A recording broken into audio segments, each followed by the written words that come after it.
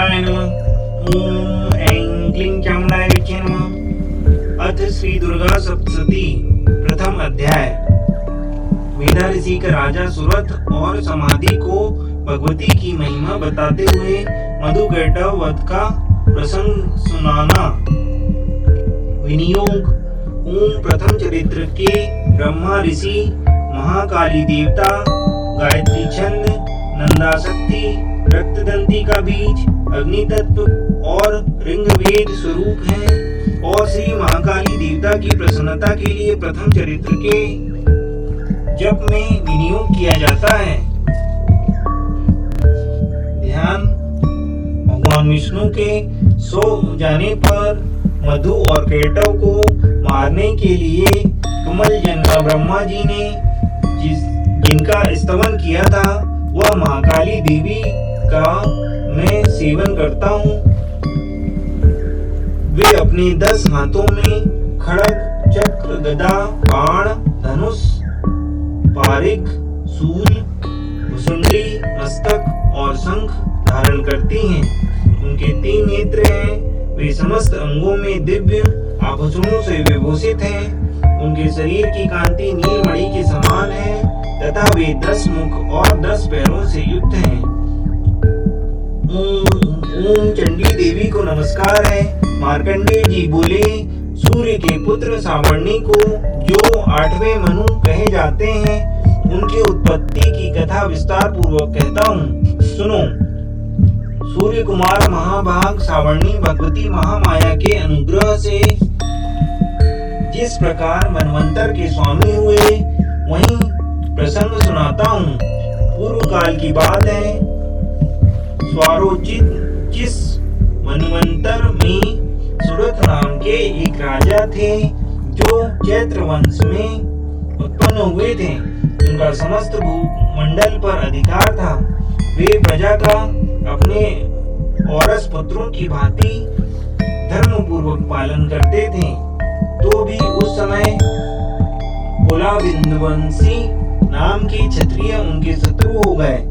राजा सुरथ की दंड नीति बड़ी प्रबल थी। उनका शत्रुओं के साथ संग्राम हुआ। यद्यपि कुलाविंदवंशी संख्या में कम थे, तो भी राजा सुरथ युद्ध में उनसे परास्त हो गए। तब वे युद्ध भूमि से अपने नगर को लौट आए और केवल अपने देश के राजा होकर रहने लगे। समूची पृथ्वी से अब उनका अधिकार जाता रहा, किंतु वहां भी उनका प्रबल शत्रुओं ने उस समय महाभाग राजा सुरथ पर आक्रमण कर दिया। राजा का बल क्षीण हो चला था, इसलिए उनके दुष्ट, बलवान एवं दुरात्मा मंत्रियों ने वहां उनकी राजधानी में भी राजकीय सेना और खजाने को हथिया लिया। सूरत का प्रभुत्व नष्ट हो चुका था, इसलिए वे शिकार खेलने के बहाने घोड़े पर सवार हो वहां से अकेले ही एक घने जंगल में चले गए। वहां उन्होंने विप्रवर मेधा मुनि का आश्रम देखा, जहां कितने ही हिंसक जीव अपनी स्वाभाविक हिंसा वृत्ति छोड़कर परम शांत भाव से रहते थे। मुनि के बहुत से शिष्य उस वन की शोभा बढ़ा रहे थे। वहां जाने पर मुनि ने उनका सत्कार किया और वे उन मुनि श्रेष्ठ के आश्रम पर इधर उधर विचरते हुए कुछ काल तक रहे। फिर ममता से आकृष्ट चित्त होकर वहां इस प्रकार चिंता करने लगे, पूर्व काल में मेरे पूर्वजों ने जिसका पालन किया था, वही नगर आज मुझसे रहित है। पता नहीं मेरे दुराचारी भृत्यगण उसकी धर्म पूर्वक रक्षा करते हैं या नहीं। जो सदा मद की वर्षा करने वाला और सूरवीर था, वह मेरा प्रधान हाथी अब शत्रुओं के अधीन होकर न जाने किन भोगों को भोगता होगा। जो लोग मेरी कृपा, धन और भोजन पाने से सदा मेरे पीछे पीछे चलते थे, वे निश्चय ही अब दूसरे राजाओं का अनुसरण करते होंगे। उन अपव्ययी लोगों के द्वारा सदा खर्च होते रहने के कारण अत्यंत कष्टों से जमा किया हुआ मेरा वह खजाना खाली हो जाएगा। ये तथा और भी कई बातें राजा सूरथ निरंतर रहते थे। एक दिन उन्होंने वहां विप्रवर मेधा के आश्रम के निकट एक वैश्य को देखा और उससे पूछा, भाई तुम कौन हो? यहाँ तुम्हारे आने का क्या कारण है? तुम क्यों शोकग्रस्त और अनमने से दिखाई देते हो?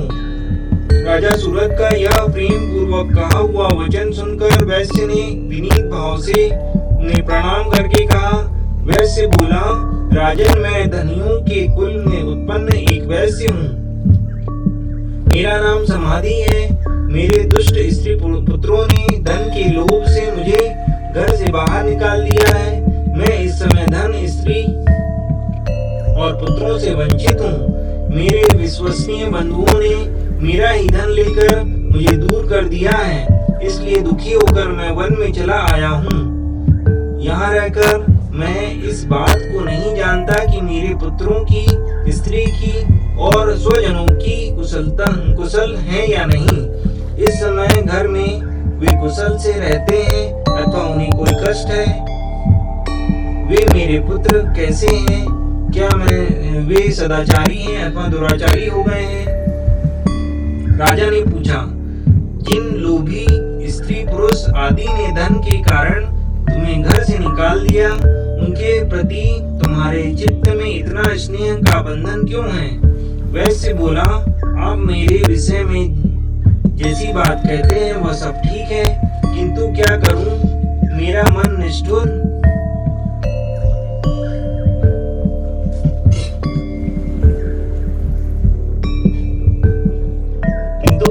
मेरा मन निष्ठुरता नहीं धारण करता। जिन्होंने धन के लोभ में पड़कर पिता के प्रति स्नेह, पति के प्रति प्रेम और आत्मीय जन के प्रति अनुराग को तिलांजलि दे मुझे घर से निकाल दिया है, उन्हीं के प्रति मेरे हृदय में इतना स्नेह है। महामते, गुणहीन बंधुओं के प्रति भी जो मेरा चित्त इस प्रकार प्रेम मग्न हो रहा है, यह क्या है? इस बात को मैं जानकर भी नहीं जान पाता। उनके लिए मैं लंबी सांसें ले रहा हूँ और मेरा हृदय अत्यंत दुखित हो रहा है। उन लोगों के में प्रेम का सर्वथा अभाव है, तो भी उनके प्रति जो मेरा मन निष्ठुर नहीं हो पाता, इसके लिए क्या करूं? मार्कंडेय जी कहते हैं, ब्रह्मांड तदनंतर राजाओं में श्रेष्ठ सूरत और वह समाधि नामक वैश्य दोनों साथ साथ मेधा मुनि की सेवा में उपस्थित हुए और उनके साथ यथा योग्य न्यायानुकूल विनय पूर्ण बर्ताव करके बैठे। तत्पश्चात वैश्य और राजा ने कुछ वार्तालाप आरंभ किया। राजा ने कहा, भगवान, मैं आपसे एक बात पूछना चाहता हूँ, उसे बतलाइए। मेरा चित्त अपने अधीन न होने के कारण वह बात मेरे मन को बहुत दुख देती है। जो राज्य मेरे हाथ से चला गया है, उसमें और उसके संपूर्ण अंगों में मेरी ममता बनी हुई है।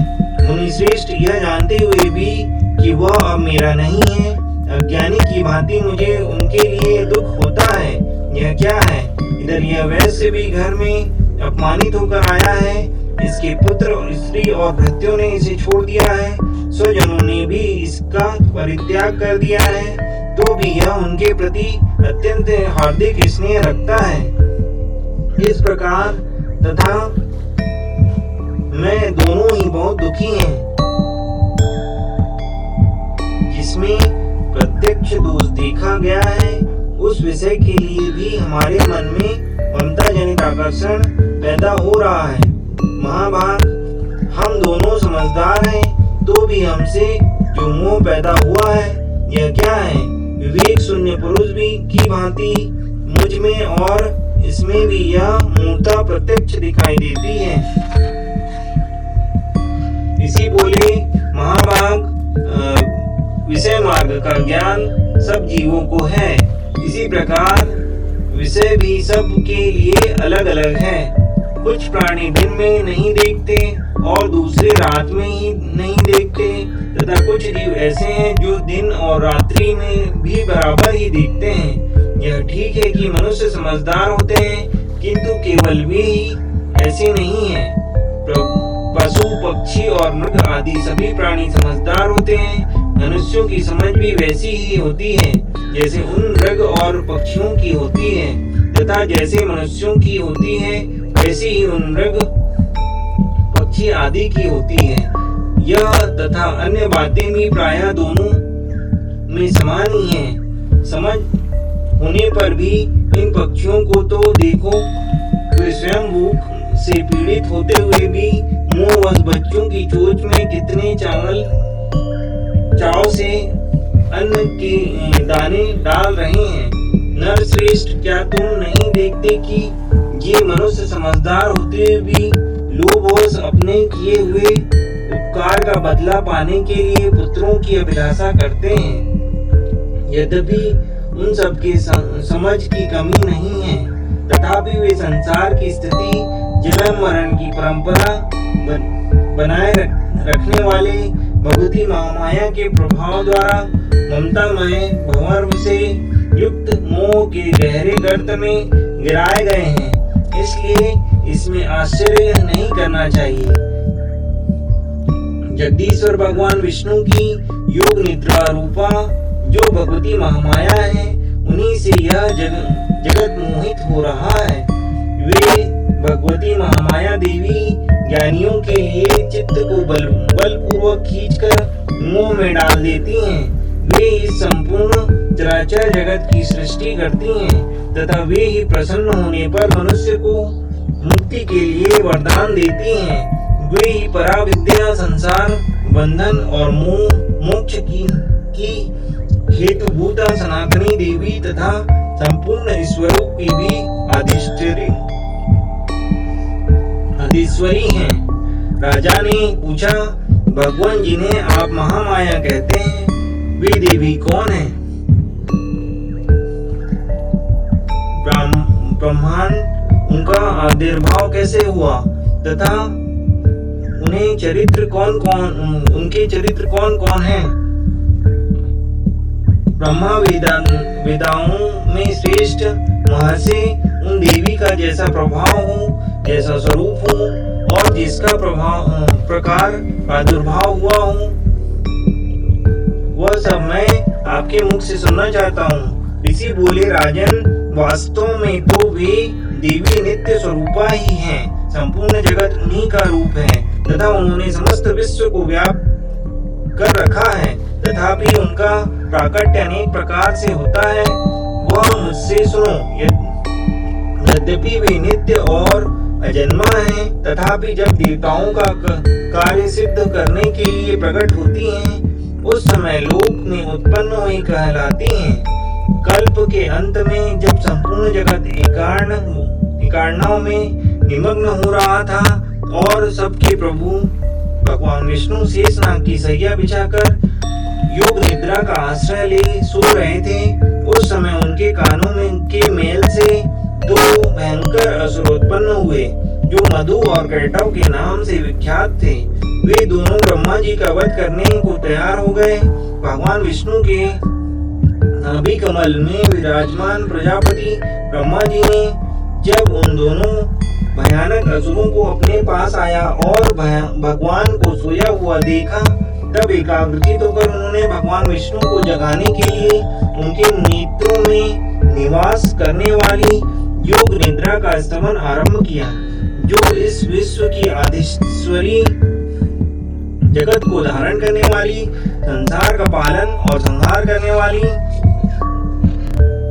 तथा तेज स्वरूप भगवान विष्णु की अनुपम शक्ति है। उन्हीं भगवती निद्रा देवी की भगवान ब्रह्मा स्तुति करने लगे। ब्रह्मा जी ने कहा, देवी तुम्ही स्वाहा, तुम्ही स्वधा और तुम्ही वस्त्रकार हो। स्वर भी तुम्हारी ही स्वरूप है। तुम्ही जीवनदायिनी सुधा हो।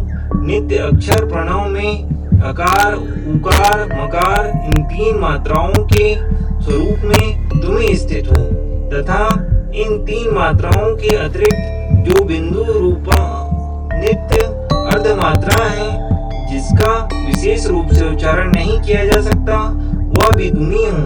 देवी तुम्ही संध्या, सावित्री तथा परम जननी हो।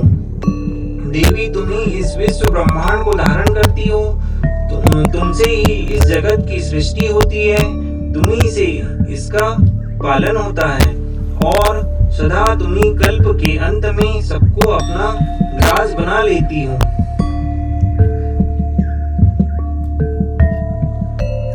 जगन्मयी देवी, इस जगत की उत्पत्ति के समय तुम सृष्टि रूपा हो, पालन काल में स्थिति रूपा हो तथा कल्पांत के समय संहार रूप धारण करने वाली हो। तुम्ही महाविद्या, महामाया, महामेधा, महास्मृति, महामोरूपा, महादेवी और महासुरी हो। तुम्ही तीनों गुणों को उत्पन्न करने वाली सबकी प्रकृति हो। भयंकर काल रात्रि, महारात्रि, मोहरात्रि भी तुम्ही हो। तुम्ही श्री, तुम्ही ईश्वरी, तुम्ही हिरी और तुम्ही बोध स्वरूपा बुद्धि हो। लज्जा, पुष्टि, तुष्टि, शांति और क्षमा भी तुम्ही हो। तुम खड्गधारिणी, शूलधारिणी, घोर रूपा तथा गदा, चक्र, शंख और धनुष धारण करने वाली हो। बाण, भुसुंडी और परिज्ञे भी तुम्हारे अस्त्र हैं। तुम सौम्य और सौम्यतर हो। इतना ही नहीं, जितने भी सौम्य और एवं सुंदर पदार्थ हैं, उन सब की अपेक्षा तुम अत्यंत सुंदरी हो।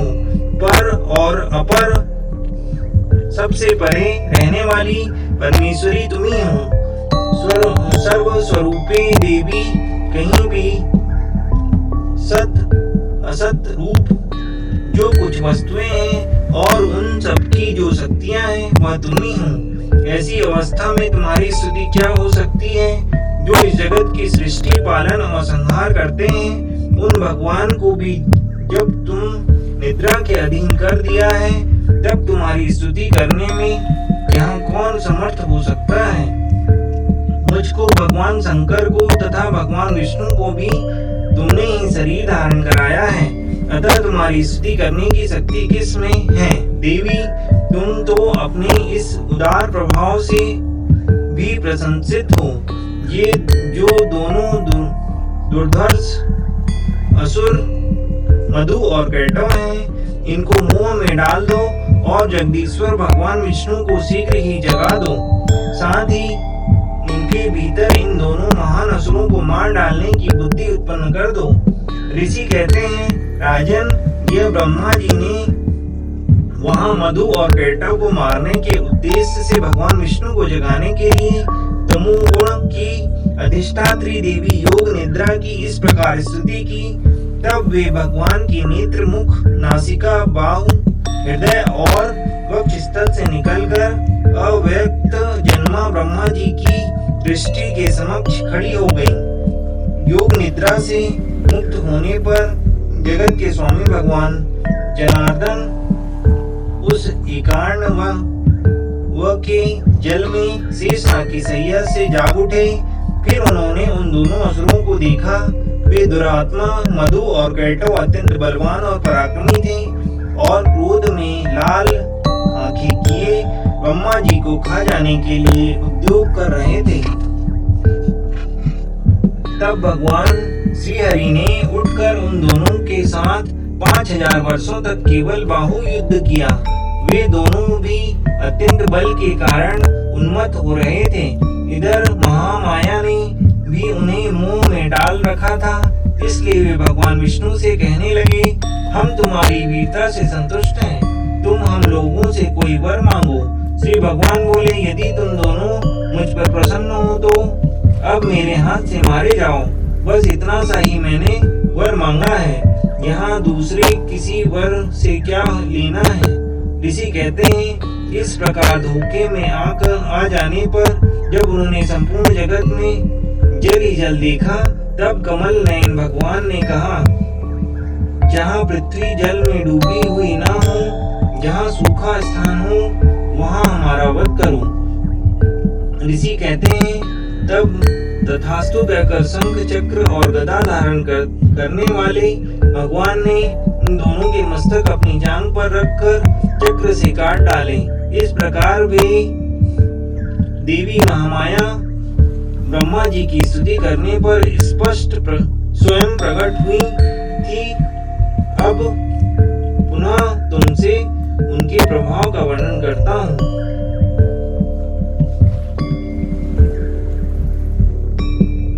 इस प्रकार श्री मार्कंडेय पुराण के सावर्णिक मनवंतर की कथा के अंतर्गत देवी महात्म्य में मधु कैटव वध नाम का पहला अध्याय पूर्ण हुआ। बोलो अम्बे मैया की जय। ओम ऐं क्लीं चामुंडाय विचे नमः।